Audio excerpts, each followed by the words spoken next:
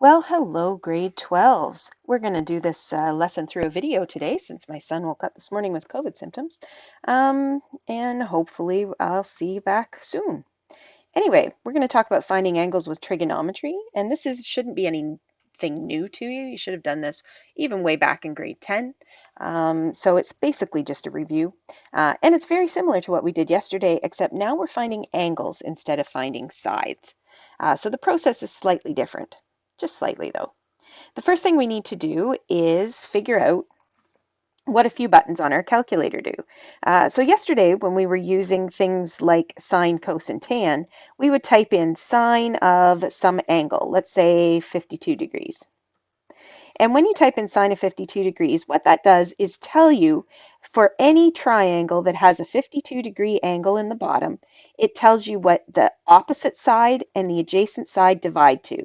So any right triangle that has a 52-degree angle in it, the side across from it, divided by the hypotenuse, will equal the number that your calculator gives you when you type in sine of 52. So let's just actually do that. On this calculator, we're going to type in the sine of 52. And so any triangle that has a 52 in it, that their sides will divide to 0.788. So that's what that button did, and that's what that button tells us. But now we want to say, well, what if I know what the sides divide to, and I want to get the angle? Well, the calculator can do that too. It's just kind of a reverse lookup, and it's called the inverse functions. And so the inverse functions for sine, cos, and tan, you'll find above the buttons. So it looks like sine -1, cos -1, and tan -1.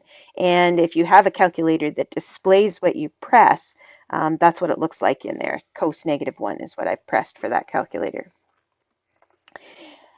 So if I know that the two sides divide to 5,869, I can get the calculator to display what the angle was. So this is how I want you to write it down. I want you to say theta equals sine to the -1 of 0.5869. And if we plug that into the calculator, you have to press the shift first. On this particular calculator, my shift is this up arrow. You probably have a shift or an inverse or it might say second up in the corner, one of those things. Now I'm going to press sine -1 of 0.5869.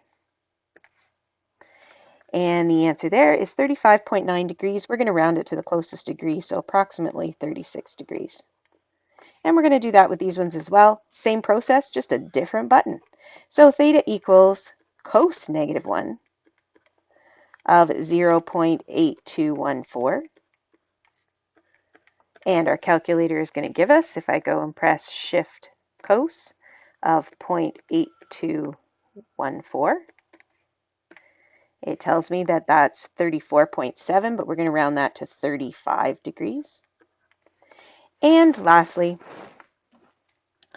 we're going to do tan. So theta equals tan to the -1 of 1.6217, which is approximately, second, tan 1.6217. 58.3, we'll round that to 58 degrees. Okay, now how does that help us if we actually have a triangle? So here's how we're going to set it up. If I've got a triangle and I want to find this missing angle, we're going to call that angle theta, because that's usually what we do with the Greek letters that we talked about yesterday. So the first thing that we have to do, again, is circle the angle that we're trying to find. And then from that angle, we're going to label O, A, and H based on that angle, and same as we did yesterday. So remember, we've got the angle. Straight across the angle is the opposite side. Straight across from the right angle is the hypotenuse. And then the remaining side that makes up part of the angle itself is the adjacent. So the angle is always made up of, and by made up of, I mean like this is the angle here. These two sides are the adjacent and the hypotenuse. Those always make up one of the angles that we're talking about, and the opposite is the side that doesn't touch it. So we've got step 1 done. Step 2, choose the correct ratio using two sides of the triangle and SOHCAHTOA. So we can use any two sides of the triangle. However, for this particular question, I do not know what the hypotenuse is. And if I don't know what the hypotenuse is, it is useless to me. I have to have two known sides to be able to find the angle. So I'm going to write down SOHCAHTOA again. SOHCAHTOA. And since I know nothing about the hypotenuse, it's the adjacent and the opposite sides that I'm going to use. So I'm just going to stroke out every adjacent and hypotenuse over here. And we can, oops, that's not what I wanted to do. Adjacent and opposite. Adjacent, opposite, adjacent, opposite.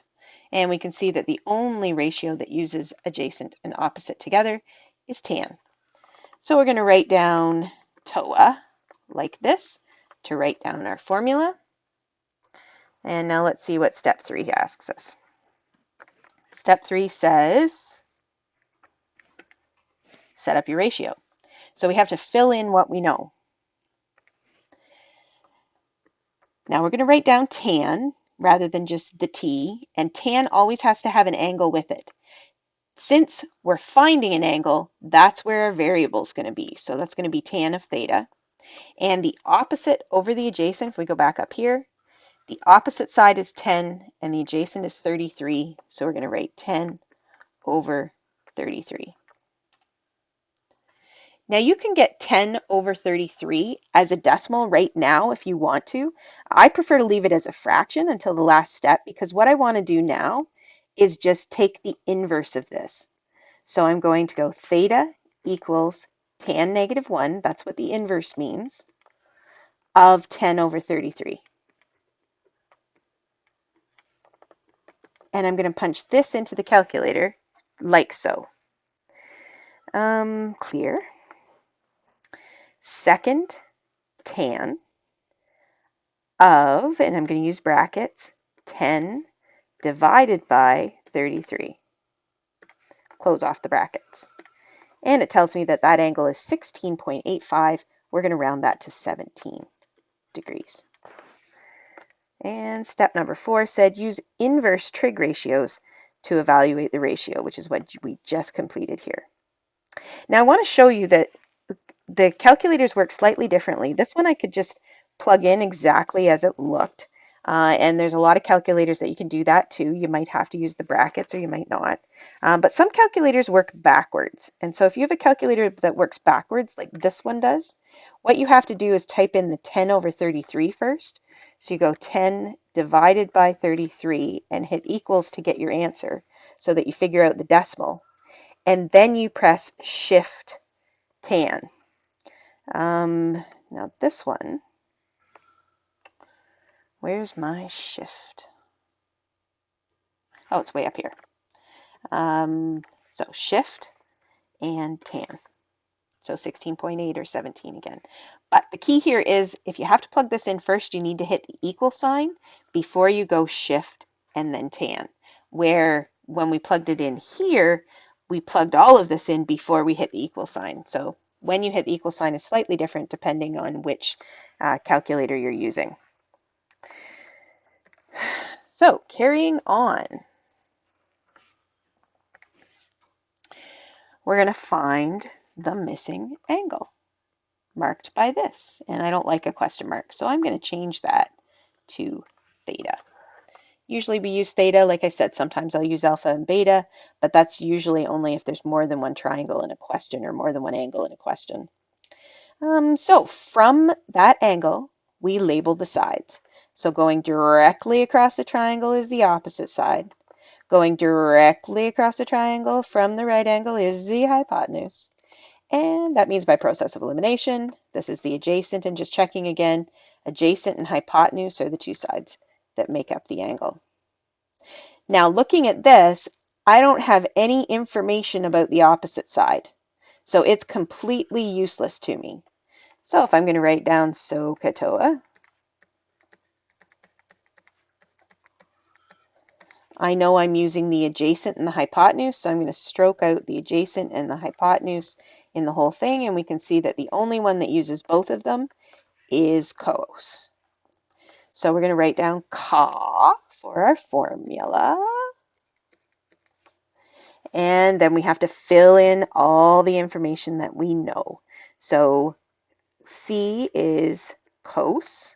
It always has to have an angle attached to it, which we're going to call theta. And then my adjacent is 24. And my hypotenuse is 36.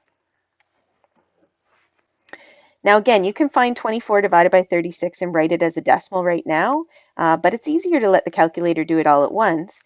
Your next step and your last step when you're finding an angle is always to use the inverse trig ratio, which is cos to the -1 of 24 divided by 36. Pulling up the calculator. Second cos, or shift cos, or in my case up arrow cos, and in brackets 24 divided by 36.